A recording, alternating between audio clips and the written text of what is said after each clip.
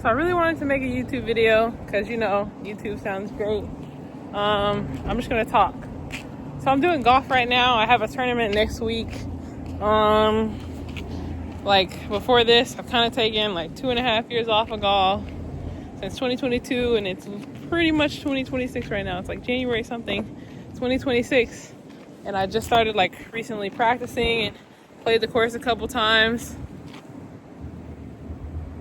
I don't know, man. I think I want to start a golf YouTube.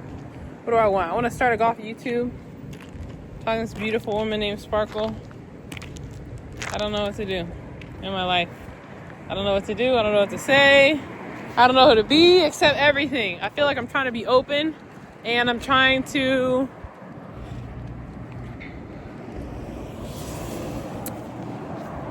give myself to everything. Give myself to things for my future and my past self, for my heart, for now and for later, which is difficult.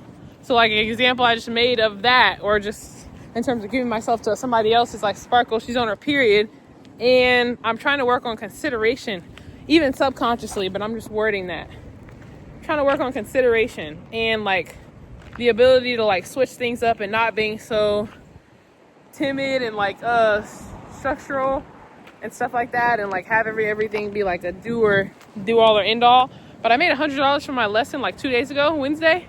Maybe it was yesterday. And it's 2 days ago. And I already spent it all of it on food. But I just got everything I wanted without thinking, like just getting everything I wanted. And most of it revolved around eating good. So I don't feel like I want to stop that. You know what I mean? Like I had like all my meals were like $25 plus. My first meal was $37, then it was $25. I don't think I bought anything under that. Like my next meal, this was $24, and then I bought something else. So yeah, but like here's the like, and this might be a simple thing, but I was choosing between, I left Sparkle's house to go get her some tacos and some food because I know she's hungry and she's on her period. And every time I'm on my period, she tells me how she wants to take care of me. Every time I'm in like a situation, like she's very kind and loving. And I feel like I want that kindness and lovingness for myself. Like I recognized yesterday and just a bunch of times that there's certain things that my parents do that I just don't want to do anymore. Like I don't want for my kids. I don't want for myself. I don't want to treat myself like that. And so I recognize that I want to get rid of some patterns. So like one thing Sparkle showed me is like, when I do box jumps, I can jump really freaking high. But when I do box jumps and I do like a new big thing, I don't acknowledge it. I'm always like, okay, I didn't do this. Or, okay, well, I didn't do this. Or I got one leg up, but I didn't get two. Or I did this, but I didn't do this. Even though I was doing nothing before. And a lack of acknowledgement makes me tired. And that's what I grew up with. Like, I'm a fucking awesome golfer. And my dad, like, we would be at the range and I would hit my 6-iron terrible at first. And then I like work on it and then I like get it. And I'm like, man, that's like so much better. And he's like, that was like, it started a little 5 yards to the right though, right? You wanted it to go straight like a railroad track. It started 5. And I'm like, nigga, like, what the hell? Like, this shit got off the goddamn ground. Like, bro, acknowledgement. And I feel like the time when I do try to acknowledge myself, he always beats that down and is always so, like, trying to be so Tiger Woods dad. Just, like, criticism. Always. And that shit makes me tired. I'm like, bro, I don't even want to practice this club anymore. Or when I allow myself to, like, switch off of something instead of, like, holding on to it so tight. Like, if I hit my hybrid, I hit it in the rough yesterday instead of the mat, and I hit it, like, bad, like, 5 times in a row. And then I was like, okay, I'm just going to switch clubs, like, let it go. And then, like, I'll get it. Like, I know I'll get it. And he's like, oh, see, you're just going to give up on it like that? And, like, I understand. But, like, bro, you don't understand, like, where my tenacity has come from in order to, like, just, like, almost, like, literally just trying to, like, have sex with something. Literally just trying to shove it instead of, like, giving it a moment. That shit has not been a forte that I've wanted. Just to, like, keep going and going and going and going. I used to do that with box jumps. And I literally, like, one day when fear took over me with box jumps, and I just couldn't, like, I was just so frozen and my legs were shaking, I literally just kept going, kept trying. And my trainer was like, bro, if you feel like that, like, take a rest day, like, stop, do something else, like, don't keep.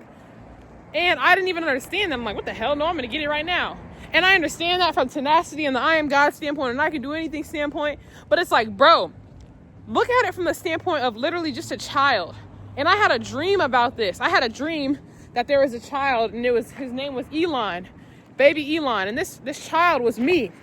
Basically, it was a little boy representing my creativity, right? Elon Musk, because I feel like I've been frozen for 2.5 years, trying to find God, trying to find myself, not knowing what I want to do, and just kind of frozen with all of these talents, feeling like I have everything in the world, feeling like I can do everything, and feeling like I'm not making any money or not doing anything substantial with it. So with that, there's a little boy named Elon, and everybody was waiting for him, right? So everybody was waiting for him. He's so good at the drums. Everybody's waiting for him. He has a concert. He's like this phenom.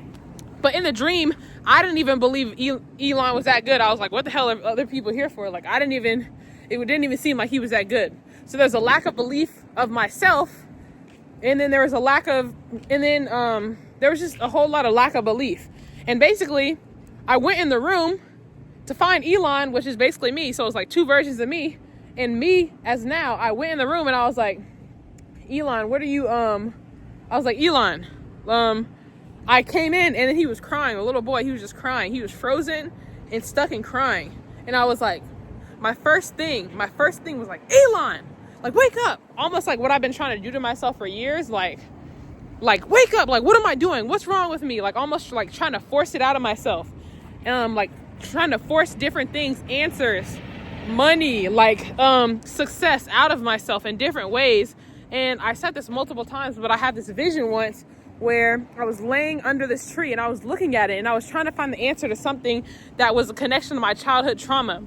And I just decided to have a vision, because you can literally just decide to have anything. And I decided to have a vision, and in the vision I saw myself yelling at this leaf, yelling at it like, give me this, because I thought that was the answer to everything. And then what I ended up doing was I saw another vision of, like, it was just I was all the way up there yelling at the leaf. And then I saw another vision of me in like this Buddha nervous system pose, floating down with just my nervous system. You can see all these veins. It was almost like the higher version of myself with all these colors, just like letting it go. And like in this Buddha stance and just floating down. And once it floated down, it floated all the way down to the roots. And the roots of the tree, which is actually where the answers and everything I was looking for was, not in the fucking leaf. Imagine thinking that the leaf is the most important part when it's just like something that can fade. It's not the real thing. So with that, what was I connecting to that? What do I want to connect to that? So with that, I feel like,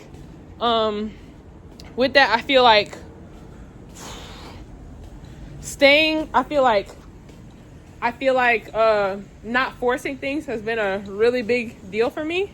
Not forcing things.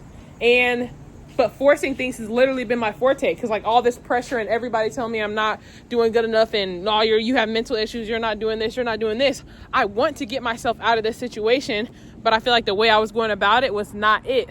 So with that, the first thing that I did to the kid in the dream, aka the first thing I did to myself, is, Elon, like, snap out of it, wake up, like, force yourself, like, I'm gonna do this, I'm gonna get a sales job, I'm gonna do this. You see what I'm saying?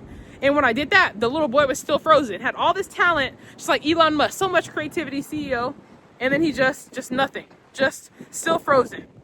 And then I was like, Elon, like, I tried to get his attention, and then and then at that point, I tried to like coerce him into it, like, okay, Elon, you can do it. Like, I believe in you. Just move one stick at a time, just one hand at a time. That's all you have to do. You see what I'm saying? Like, asking for the bare minimum. Like, then I went with a thing of taking little steps at a time and then going towards it. Yeah, thank you. Yeah, taking little steps at a time and then going towards it. You see what I'm saying? And then he was still frozen. And then I recognized he was just a kid. And once I saw that he was literally just a kid. Like a little boy that just fucking needed a hug, that was just crying, didn't need to do all these things, just needed a hug. And at that point,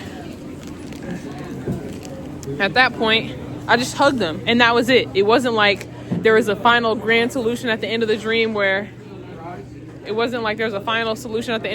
I saw everything I wanted. It was just like the little boy started crying in my arm. It was just like, that's what he needed. He was a kid. And sometimes I feel like the creativity part of my heart and my mind just needs that. Needs what? A hug. Yeah. 45? Yeah, just needs a hug. So, yeah. I just feel like that's like a really big deal. So, yeah. Thank you so much. Appreciate that. Okay, appreciate it. Yeah, so I just think that's a really big deal. And I just want to do I don't even know if I've been doing a much better job of that, because ever since I met Sparkle, I feel like she has shown me that there's much more to my future self.